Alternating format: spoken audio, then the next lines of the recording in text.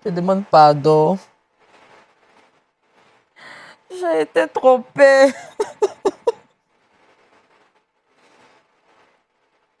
Je te demande pardon. J'ai été trompée. Pardonne-moi. C'est la prophétesse. Elle m'a dit que tu n'étais pas l'homme de ma destinée. Je te demande pardon. Je t'aime toujours. J'étais même pas chrétien. C'est à cause d'elle que je suis devenu chrétien. Bon. Tout ce que Dieu fait est bon.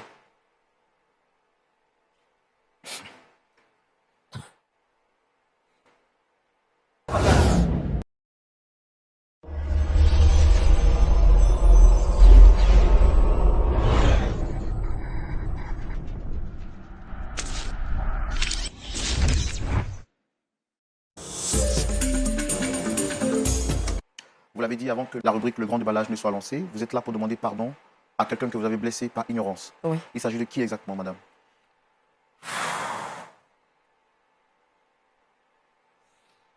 Il s'agit de mon ex-mari. De votre ex-mari. Oui. Comment est-ce qu'il se prénomme déjà? Kevin. Kevin. Qu'est-ce qui s'est passé? Parlez-moi déjà de Kevin. Comment est-ce que vous faites la rencontre de Kevin? Comment est-ce que vous vous rencontrez? Kevin était un jeune de mon quartier. Et on se rencontre un jour à la cabine.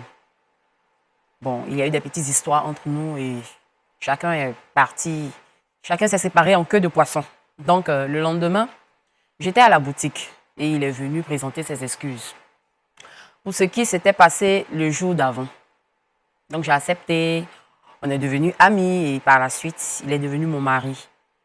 Donc, c'est comme ça que j'ai rencontré. Très belle histoire de rencontre, hein. C'est vraiment romantique, hein. Et ça me rappelle d'ailleurs mon histoire de rencontre avec ma très belle femme, mon épouse. Mais là, aujourd'hui, dans votre cas, c'est que vous n'êtes plus avec Kevin. Oui. Et c'est pourquoi vous souhaitez demander pardon, n'est-ce pas? Oui. Qu'est-ce qui s'est réellement passé?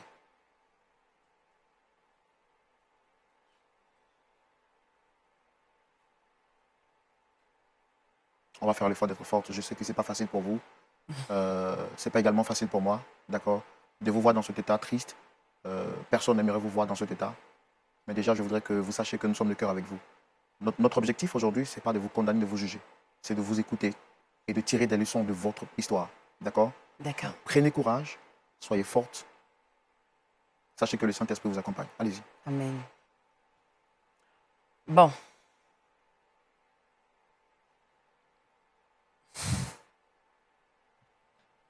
Tout d'abord, Kevin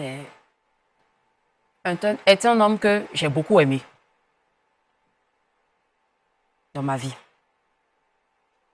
Après notre mariage, il a été affecté. Donc nous sommes partis dans la ville où il a été affecté. Près de chez nous, il y avait une communauté chrétienne. Nous sommes joints à la communauté pour prier. Et là-bas, le pasteur de là-bas était une prophétesse. Donc, très engagé dans l'œuvre de Dieu, dans les dons. En tout cas, j'aime le Seigneur. Donc, tout ce qui touche au Seigneur, je réagissais. Et il y a commencé à avoir des malentendus de couple entre moi et mon mari. Je m'approche de la prophétesse pour lui faire part de cela. Je lui demande de prier pour mon couple.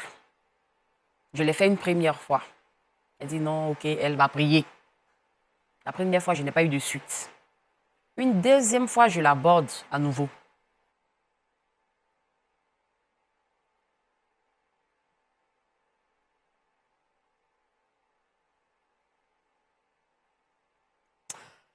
Ouf. Le Seigneur vous fortifie, madame. Le Seigneur vous fortifie. Et là, elle me dit que mon époux n'est pas l'homme de ma destinée. Cela a créé un grand choc.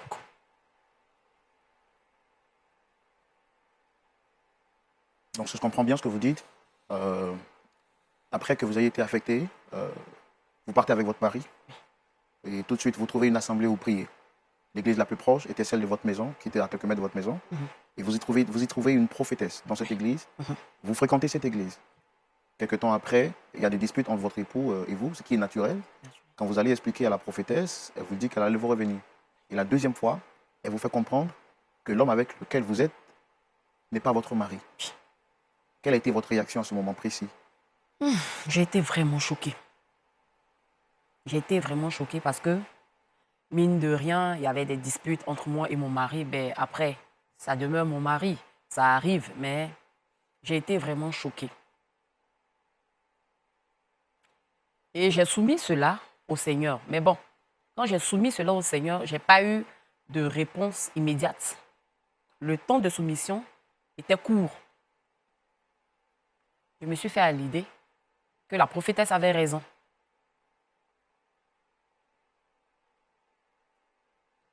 Et là, j'ai demandé le divorce à mon mari.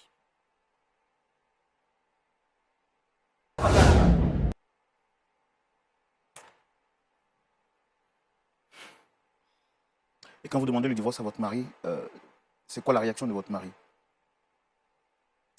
Mon mari n'était pas pour le divorce. Mon mari n'était pas d'accord que je divorce. Il a tout fait humainement parlant. Envoyer ses parents, envoyer des anciens, envoyer tout le monde au fait. Mais j'étais ferme et catégorique sur ma décision. Parce que quand la prophétesse, il y a des prophéties que la prophétesse me disait qui se réalisaient. Donc pour moi, ce qu'elle disait était vrai. Donc pour ne pas perdre le temps, mon temps, et pour ne pas perdre aussi le temps de mon mari, il fallait qu'on puisse se à ce mariage-là.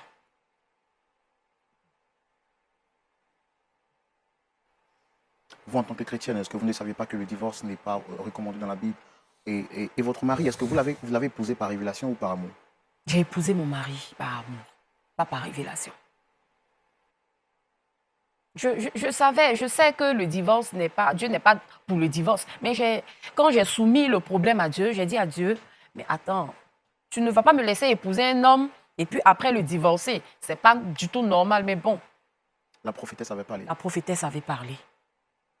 Et sa parole pour vous était parole d'évangile? Oui, puisque elle me disait beaucoup de choses qui se réalisaient.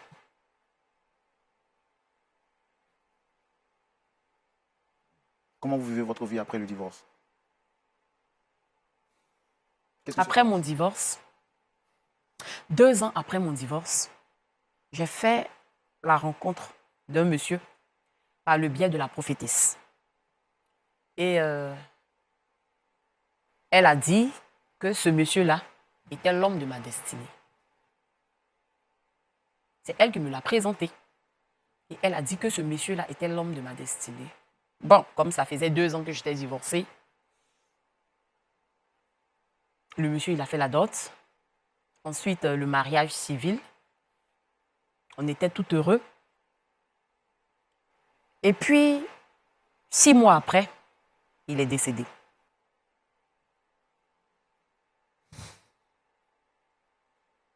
Ce monsieur, est-ce que vous l'aimiez vraiment? Celui avec qui vous avez fait le deuxième mariage? Ou vous l'aviez accepté juste à cause de la prophétie? Je l'ai accepté juste à cause de la prophétie. Parce que pour moi, je me dis que quand Dieu donne, même si on n'apprécie pas séance tenante, à la longue, on voit que c'est Dieu qui a donné. Et puis, bon, on se fond dans le moule. Et 6 mois après, il décède. 6 mois après, il décède. Mes affaires capotent. Je prends un coup. Mes affaires ne marchent plus. Je soutenais la prophétesse. Je payais même les écoles de ses enfants. Quand mes affaires ont commencé à prendre un coup, la prophétesse n'a plus le temps pour moi.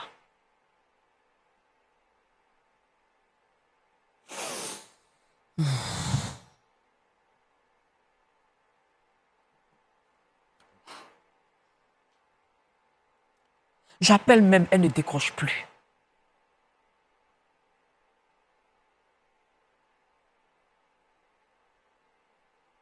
je me rends compte aujourd'hui que c'était une scène montée de toutes pièces pour qu'elle puisse me donner en mariage à cet homme. Pourquoi? À force d'être dépressif, aujourd'hui j'ai la tension artérielle. J'ai l'hypertension artérielle aujourd'hui. Je suis malade. Je prends des médicaments à vie. Aujourd'hui, plus de prophétesse. Ah, mon Dieu.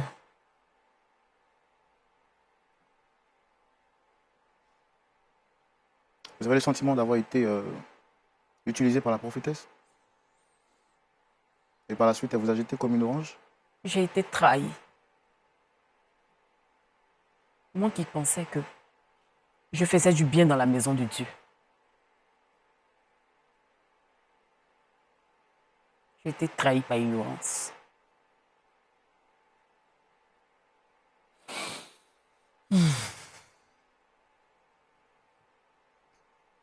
Et là, aujourd'hui, vous êtes là pour expliquer cette histoire à votre ex-mari.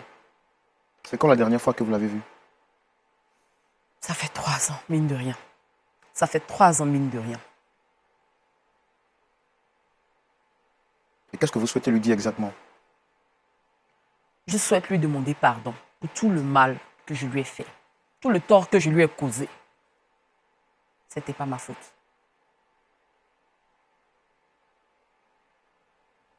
Et s'il y a possibilité, revenir avec mon ex-mari. S'il n'est pas encore trop tard.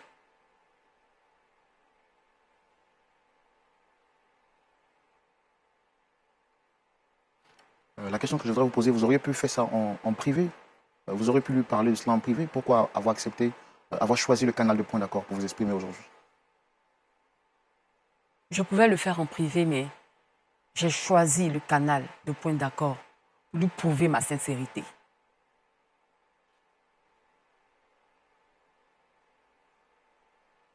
Et s'il refuse votre pardon, quelle sera votre réaction?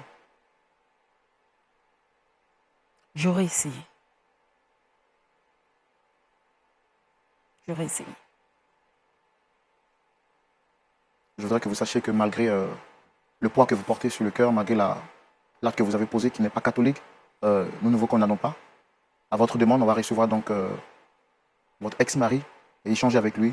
Espérons donc qu'il pourra donc vous comprendre. Public, merci de recevoir Kevin à la demande de notre sœur.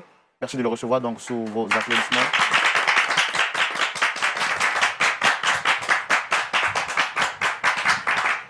Shalom Kevin. Hey, shalom frère Roland. Comment vous allez? Oui. Par la grâce de Dieu, j'essaie de me maintenir. Alors le principe quand on vient ici, Oui. on fait l'effort d'être heureux. Alors vous allez me donner un sourire quand même, parce que je vous sens un peu vraiment fermé. Je me présente, je suis Roland. Oui. Juste à côté, vous avez le pasteur Tchoumou. Bonsoir pasteur. Voilà, donc on vous souhaite la bienvenue sur le plateau de Point d'accord. Il s'agira pour nous aujourd'hui de trouver un point d'accord par rapport à un problème Oui. qui nous a été soumis bien entendu par Dame Rachel, cette belle dame qui est juste à côté. Vous la reconnaissez? Frère Roland. Oui. Je peux quitter le plateau s'il vous plaît? Non, asseyez-vous s'il vous plaît. Asseyez-vous. Alors frère Kevin, je sais que naturellement vous n'êtes pas content, mais je voudrais vous demander s'il vous plaît de faire l'effort de rester jusqu'à la fin. Elle est venue ici sur ce plateau, elle aurait pu le faire en privé, mais parce qu'elle reconnaît qu'elle a fait quelque chose de mal, elle voudrait échanger avec vous. Donc je voudrais vous demander s'il vous plaît de bien vouloir prêter oreille attentive à ce qu'elle a à vous dire. On aura juste quelques minutes d'échange, et puis après, vous pourrez dire naturellement ce que vous avez à dire. D'accord? J'ai compris. Allez-y madame. Kevin, je t'aime encore.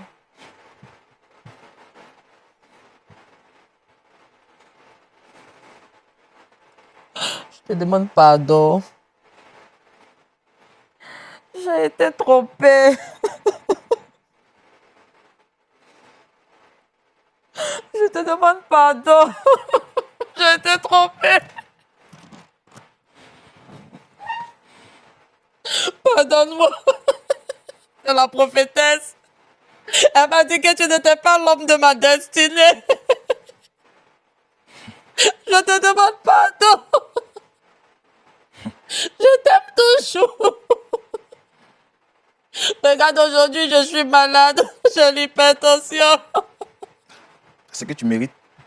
Pardonne-moi, trouve une place dans ton cœur pour me pardonner. Frère Roland, Pardon. si je savais que c'était à cause d'elle que vous m'avez fait venir, j'allais même pas être... Tu sais que je t'ai toujours aimé. J'ai été trompée, faute d'ignorance. Je te demande pardon. Essayez d'être un peu plus forte, s'il vous plaît. On va faire l'effort de ça. Pardon, pardonne-moi. Voilà. Trouve une place dans ton cœur pour S'il me vous plaît, madame, pardonner. Relevez-vous, relevez-vous. Essayez de vous relever. On va trouver une solution. Essayez de rasseoir. On va trouver une solution à ce problème. Allez-y, allez, on y va. On se relève. Asseyez-vous. Asseyez-vous.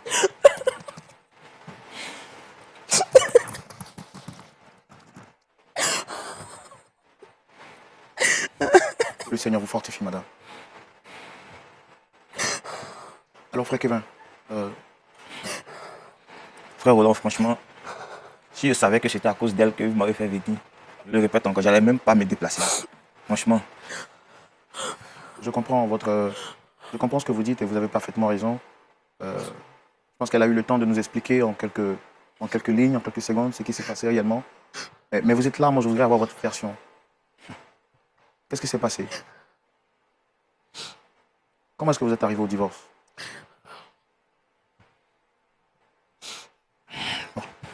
franchement, c'est pas facile pour moi d'exposer ma vie privée comme ça, mais je vais faire l'effort. Cette dame que vous voyez là,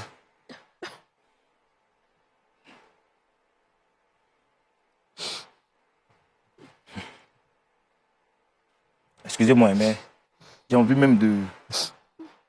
Non, prenez votre calme, s'il vous plaît. Vous êtes un homme, vous êtes un chrétien. Prenez votre calme. J'étais même pas chrétien. C'est à cause d'elle que je suis devenu chrétien. Bon. Tout ce que Dieu fait est bon.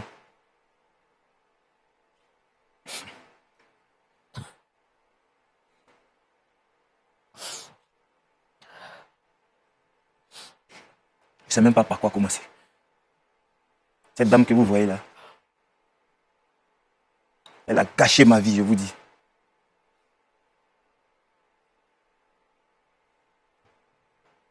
Ok. Bon. Je suis Kevin. Je me débrouille dans la vie, comme on le dit. Bon. Je l'ai rencontré à une cabine dans le quartier où j'étais avant. On s'est même chamaillé à la cabine. Bon. Moi, je suis rentré à la maison. Après réflexion, j'ai vu que j'ai été un peu fort parce que j'ai eu à lui dire des paroles blessantes. Donc, je me suis dit qu'il fallait tout faire pour la revoir et présenter mes excuses. Le lendemain ou 2 jours après, un truc comme ça, je partais voir un ami et je l'ai aperçu devant la boutique du quartier. Bon, je me suis permis de l'approcher pour lui présenter mes excuses. Bon, je me disais aussi que peut-être elle allait m'insulter. Bon, étant un homme, je suis parti, je l'ai interpellé. J'ai été surpris même. Elle m'a regardé avec sourire et je me suis excusé.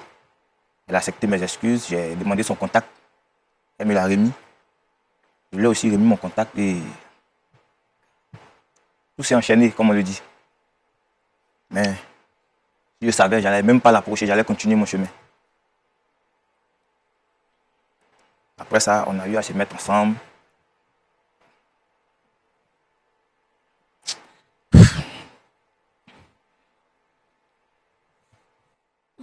Que le Seigneur vous fortifie, frère Kevin. Que le Seigneur vous fortifie. Je pense que, comme je l'ai dit à l'introduction, votre témoignage pourra solidifier un couple, pourra donner un conseil à d'autres personnes, quelque part à partir de votre témoignage. Faites l'effort, pas forcément peut-être pour vous, mais pour ceux qui suivent. Faites l'effort d'aller jusqu'au bout, s'il vous plaît. Donc après, vous êtes marié. Bon, c'est marié et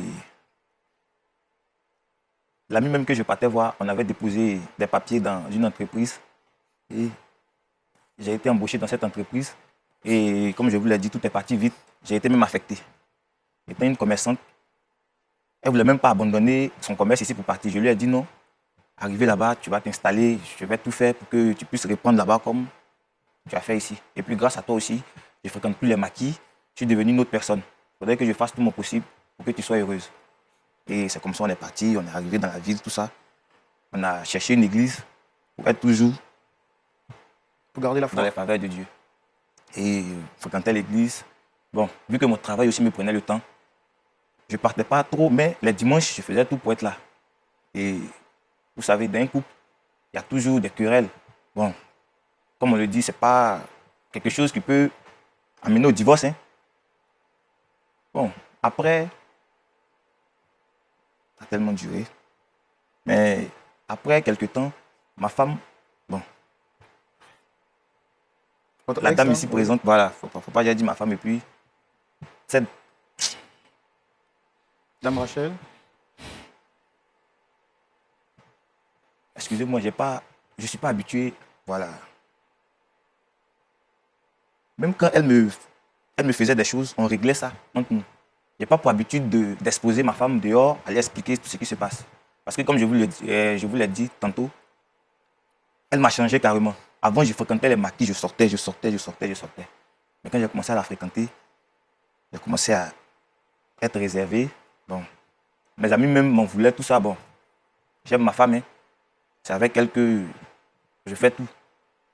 Et arrivé là-bas, elle a commencé. Pour rien, elle m'insulte. Elle m'insulte. Demandez-lui, je ne lui ai jamais porté main. Jamais. C'est vrai, on se chamaille, mais bon. Elle a commencé à avoir des comportements, des écarts de langage. Je vais au travail même, le cœur serré. Je n'arrive même pas à me concentrer sur mon travail. Et dans ça, un soir, on était dans la chambre conjugale. Je me suis mis à genoux. Je lui ai dit, franchement, bébé, je ne sais pas ce que je t'ai fait. Vraiment, ton comportement m'affecte tellement. Ça fait que j'arrive même pas à me concentrer au travail. Pardonne-moi. Laisse tout tomber. Regarde, tu as fait de moi une autre personne. Et regarde ce que tu es en train de me faire encore. Je ne vois pas une autre femme dehors. Je ne vois personne d'autre même. Voilà mes téléphones. Tu peux faire tout ce que tu veux. Va te renseigner où tu veux. Je ne fais rien dehors. Elle ne voulait rien comprendre. Elle a commencé à parler. Et elle m'a dit même que si je continuais, elle allait aller se coucher au salon. Donc je me suis calmé. Et dès que je me suis couché, elle m'a dit, et je cite d'ailleurs, d'ailleurs même c'est bon, je veux qu'on divorce. Il a dit, ah, qu'est-ce que j'ai fait pour que tu demandes le divorce comme ça? Elle a parlé, je lui ai dit, bon, ok, d'accord, excuse-moi, peut-être que tu es trop fâché. Comme la nuit porte conseil, demain, on va voir. J'ai même pas dormi. À 6 heures, je l'ai réveillé. Je lui ai dit, bébé, franchement, ce que tu as dit hier, là, tellement ça m'a bouleversé, j'ai même pas pu dormir. Elle dit, sérieusement, elle est assise là. Elle me dit, ah, en tout cas, moi je veux divorcer. Hein. Et puis si tu ne veux pas même là, je vais partir. Bon, là, j'ai tout fait. Je me retombe là-dessus. Il fallait que je parte voir quelqu'un pour que la personne essaie même de régler ce qui se passe. Et c'est comme ça, je suis allé voir la prophétesse. Je lui ai expliqué tout ce qui se passe. Elle m'a même demandé que, avant de venir la voir, est-ce que j'ai parlé à quelqu'un pour essayer de régler? Je dis non, même à mes parents, même je n'ai pas dit. Parce que je ne voulais pas que mes parents s'en prennent à elle. Parce que ma vous ne maman voulez pas même... exposer votre femme. Voilà, je ne voulais pas l'exposer. Et puis ma maman même tellement, quand je vais aller expliquer ça à ma maman peut en vouloir ma femme. Donc, après la prophétesse m'a donné des conseils. Et elle m'a dit de me retirer. Elle allait essayer de parler à ma femme. Et tout allait rentrer dans l'ordre. Et la prophétesse même m'a conseillé même de voir les parents s'ils peuvent Arranger les choses. voilà, arranger les choses. Donc, c'est comme ça que j'ai appelé ma maman à Abidjan. Vu que mon père n'est plus, donc j'ai appelé ma mère. Et avec ses soeurs, elles sont allées voir ses parents. Ses parents ont dit qu'eux-mêmes, ils ne savent pas ce qui se passe, que leur fille ne leur a rien dit. Ils ne sont même pas au courant de quelque chose. Bon, d'accord. Je me suis dit que peut-être qu'ils étaient d'accord pour ce qui se passe. Vu que personne ne m'a appelé pour me demander, mais Kevin, qu'est-ce qui se passe, tout ça. Bon. Après ça, la prophétesse m'a plus fait de retour. Et chose bizarre, les 2 semaines qui ont suivi, elle a quitté la maison. Je quitte au travail, je viens, je suis seul. C'est moi-même qui dois préparer pour pouvoir manger. Elle me voit dehors, elle ne me salue pas, elle me dépasse. Je m'humilie, je me mets à genoux dans la rue, les gens me regardent. Bon, les gens ont commencé à dire c'est ça. Quand vous voyez les gens, vous ne les étudiez même pas avant de les marier. Bon, chacun disait ce qu'il voulait. Et tellement ça n'allait pas. L'erreur même que j'ai faite, c'est que je suis allé m'asseoir non loin d'un maquis. Les gens étaient en train de boire, j'étais assis tellement je ne supportais plus. Je suis allé prendre une bière. Et frère Roland, une bière que je suis allé boire là, je me suis retrouvé à boire 2 casiers. Je le dis et je pèse mes mots. Ce jour-là, j'ai bu vraiment. Je ne partais plus au travail et ils se sont séparés de moi. Bon, je n'arrivais plus à payer la maison. C'est comme ça que j'ai regagné Abidjan. Regardez-moi, je n'étais pas comme ça. Je n'étais pas comme ça. Je suis venu à Abidjan. Ma maman a pleuré. Quand elle m'a vu, elle a pleuré. Ça, il faut le dire, elle a pleuré. Elle a pleuré. Ils ont tout fait, mais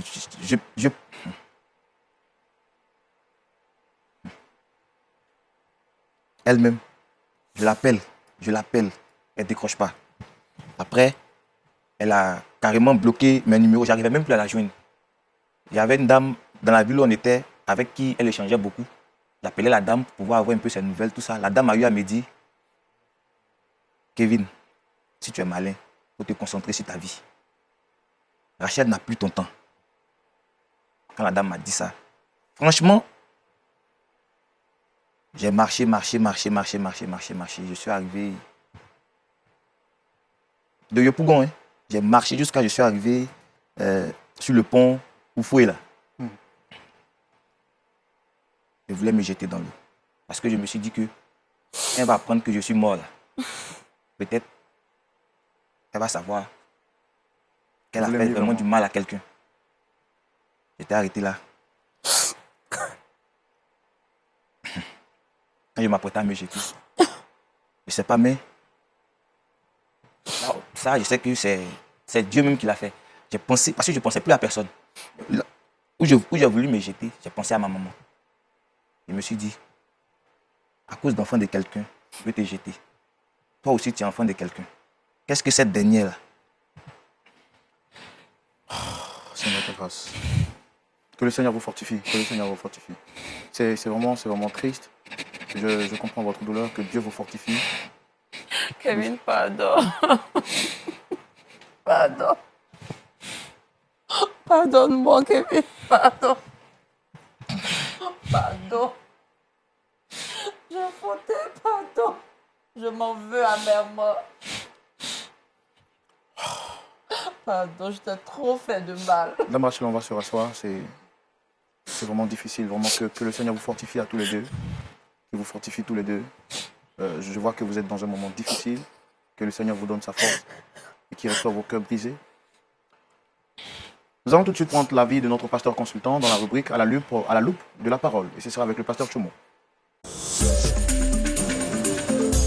Pasteur Tchoumo. Oui, frère Roland. Mon cœur est brisé. Vraiment. Et vous avez la parole, s'il vous plaît. Merci beaucoup. Je suis en train de regarder 2 jeunes gens qui souffrent. L'un n'est pas heureux, l'autre non plus. C'est la souffrance de part et d'autre. Et c'est déplorable. Pourquoi? Parce que l'Église est la maison de Dieu.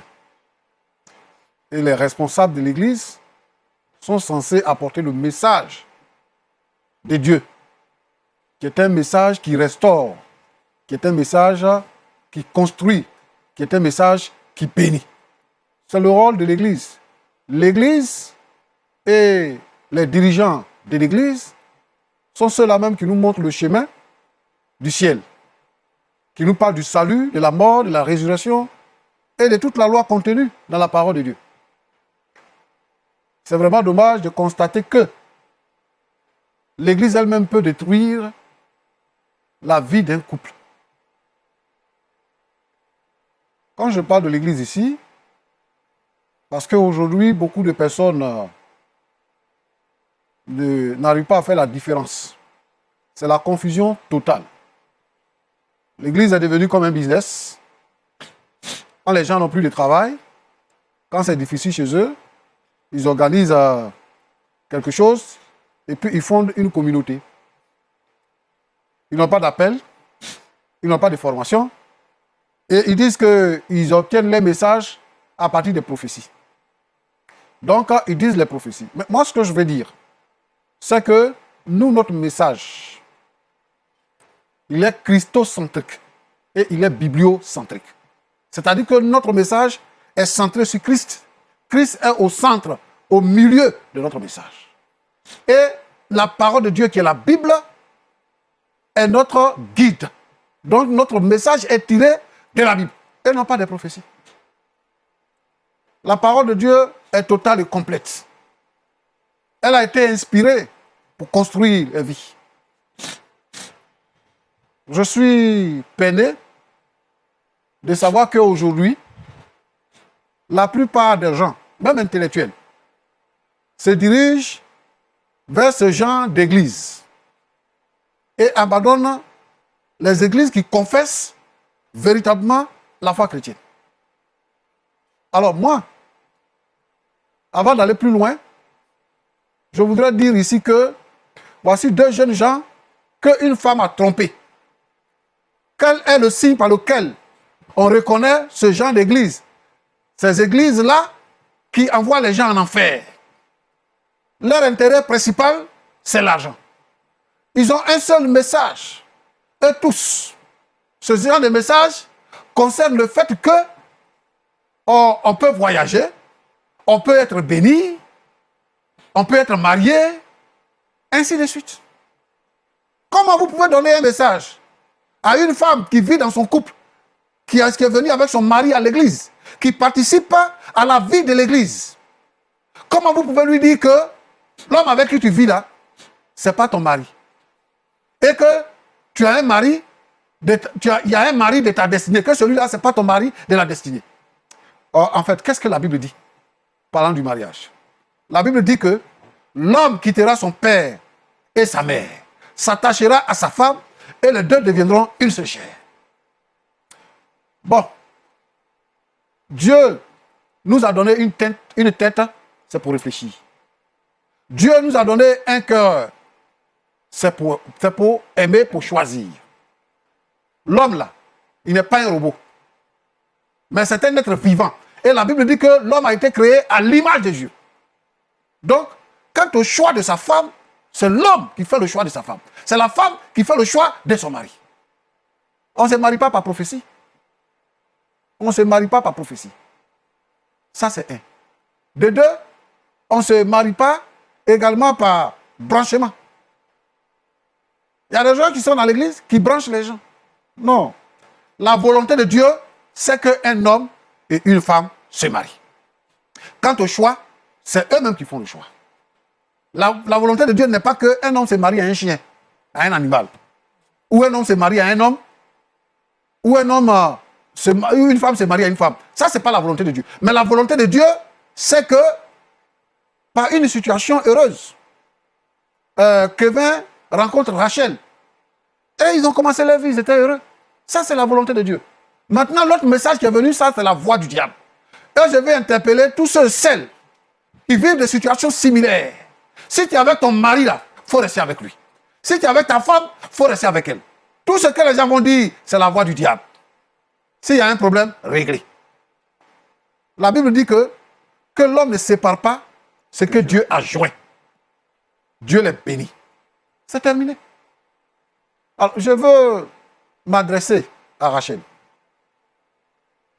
Vraiment, quand on te regarde, on pense que tu as une tête pleine et que tu es sage.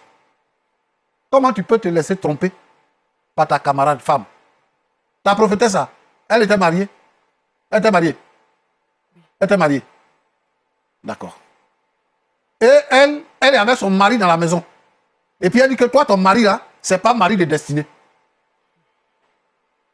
Toi, tu es d'accord que ton mari ne soit pas mari de destinée, mais elle, son mari là, c'est mari de destinée. Ma fille, comment tu peux faire ça? Et tu n'as même pas demandé conseil à quelqu'un. Tu viens de ta maison, tu menaces ton mari, et tout ça, et puis maintenant vous arrivez au divorce. C'est elle maintenant qui va aller chercher un autre mari pour te donner. C'est lui le mari de ta destinée. Il est mort. Maintenant, tu viens demander pardon. S'il n'était pas mort là, est-ce que tu allais venir demander pardon? Si tes affaires n'avaient pas chuté, est-ce que tu allais venir demander pardon? C'est pour ça que Kevin dit que ce qui t'arrive là, tu mérites. Parce que tu as cherché. Les jeunes femmes qui sont là, qui ne réfléchissent pas. Vraiment, que Dieu vous aide. Que Dieu vous aide. Tu as mal fait. Aujourd'hui, tu regrettes. Tu dis que tu es malade. Et la cause de tout ça, c'est toi-même. Kevin, Pasteur. que Dieu te bénisse. Amen, pasteur. Quand je te regarde, tu es un garçon sérieux. Est-ce que tu es marié maintenant? Bon. Je ne suis pas marié, mais j'ai croisé quelqu'un. Et il faut dire que c'est grâce à cette personne que j'ai surmonté tout ça. Et vraiment pour être reconnaissant envers cette dernière. Et puis pour lui montrer aussi que ce que je voulais faire avec elle, qui n'a pas marché, j'ai décidé de la marier elle aussi. Et je suis allé voir ses parents. Tout est déjà fait et bientôt, on va se marier. C'est un peu ça. D'accord. Bon, en fait, je vais poser une autre question. D'accord, pasteur. Est-ce que tu es sûr que cette personne que tu as rencontrée, tu l'aimes? Ou bien c'est parce que tu as été déçu par Rachel, tu as trouvé une personne pour compenser, pour te consoler? Deuxièmement, est-ce que tu aimes toujours Rachel?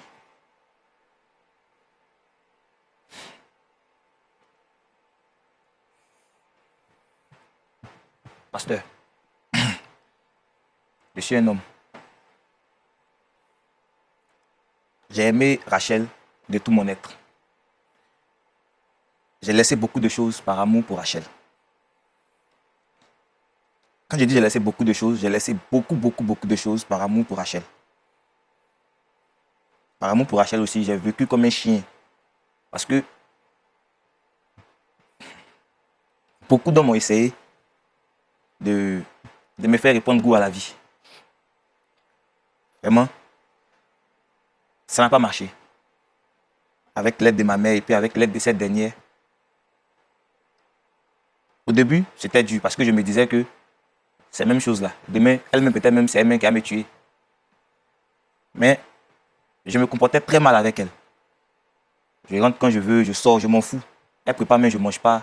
Mais elle ne s'est jamais plainte. Excuse-moi de t'interrompre, je vois que tu as vraiment beaucoup à dire. Sur la question du pasteur, est-ce que tu aimes toujours Rachel, là qui est juste à côté de toi?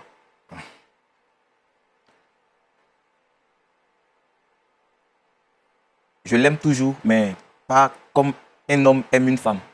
Je l'aime comme une sœur. Parce que grâce à elle, j'ai connu Dieu. Et Dieu a toujours dit de pardonner. Je l'aime plus comme une femme à épouser. Parce que ça va faire 3 ans. C'est aujourd'hui que je la vois. Celle avec qui je suis aussi, franchement, j'ai appris à l'aimer. Je l'aime de tout mon cœur. Voilà. Et si je la laisse pour revenir avec Rachel, devant Dieu, j'ai commis un péché. Et franchement, je préfère rester avec celle avec qui je suis. D'accord, merci beaucoup. Pasteur Chumo, vous avez quelque chose à dire avant qu'on... Oui, j'ai quelque chose à dire. Oui. Est-ce que tu vas toujours à l'église? Oui, pasteur. Tu vas toujours à l'église? Oui, pasteur. D'accord. Rachel est venue nous voir. Oui. Parce que, dans la vérité, ce n'est pas de sa faute. Tu sais, nous qui sommes les hommes de Dieu, quand on dit les choses, les chrétiens croient et ils acceptent. Et elle a dit que la prophétesse a dit des choses, beaucoup de choses qui se sont réalisées. Donc, elle s'est laissée tromper, en fait. La prophétesse l'a embobiné. Alors que c'était pour son argent, c'était pour l'exploiter. Et elle s'est laissée embobiner. Aujourd'hui, elle regrette amèrement ce qui s'est passé. Roland lui a demandé, mais est-ce qu'elle ne pouvait pas régler ça au quartier avec les parents? Elle a dit qu'elle est venue ici parce qu'elle voulait que tu saches, elle voulait te prouver sa sincérité. Elle est vraiment sincère et vraiment, ce n'est pas facile pour elle dans cette situation, dans ces conditions. Et aujourd'hui, de la même manière, dans la rue, tu t'agenouillais, tu lui demandais pardon. Elle est venue devant le monde entier se mettre à genoux devant toi pour te demander pardon. Parce qu'elle a fauté. Et il faudrait quand on parle du pardon, il ne faudrait pas que ce soit des citations qu'on fait, mais que ce soit dans le cœur, qu'on soit sincère dans le cœur et qu'on dit des choses. Rachel est venue te demander pardon. Et moi, et Roland, et tous ceux qui sont avec nous ici, nous nous joignons à Rachel pour te demander pardon pour tout ce que Rachel a pu faire, a pu dire qui t'a blessé. Elle a dit qu'elle regrette amèrement. Et nous aussi, nous nous joignons à elle pour te demander pardon. Elle dit, trouve de la place dans mon cœur, dans ton cœur, pour me pardonner. Tu as dit quoi? Tu as dit que si tu savais que c'était elle, si c'était à cause d'elle, tu ne serais pas arrivé ici. Mais Dieu a permis que tu sois arrivé ici. Nous voulons te demander de pardonner à Rachel. Pas simplement pour remplir une formalité, mais sincèrement, je veux que tu pardonnes à Rachel et que tu lui parles.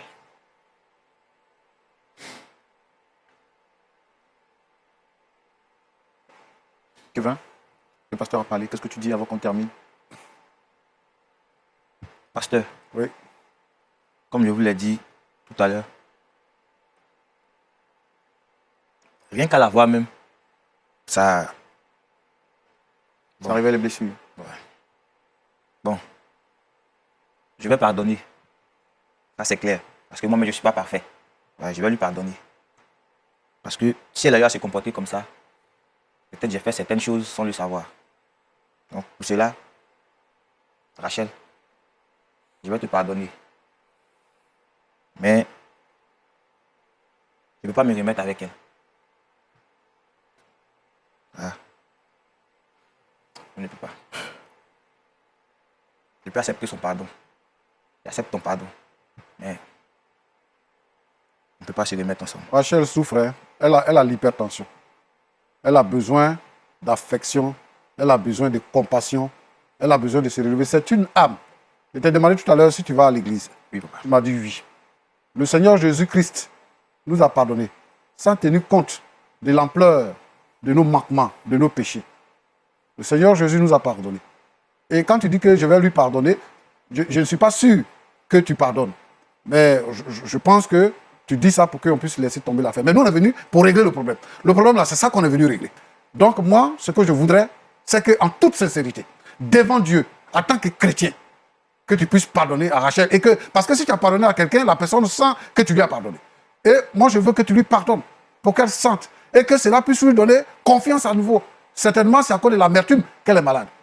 Et que ça peut lui donner la santé à nouveau. Moi, je te demande pardon, Kevin. Oublie tout ce qui s'est passé. Efface tout ce qui s'est passé. Et trouve une nouvelle façon de voir Rachel. Et accorde-lui le pardon. Je pense que le problème est vraiment très délicat, pasteur. On va essayer de le régler encore peut-être en interne.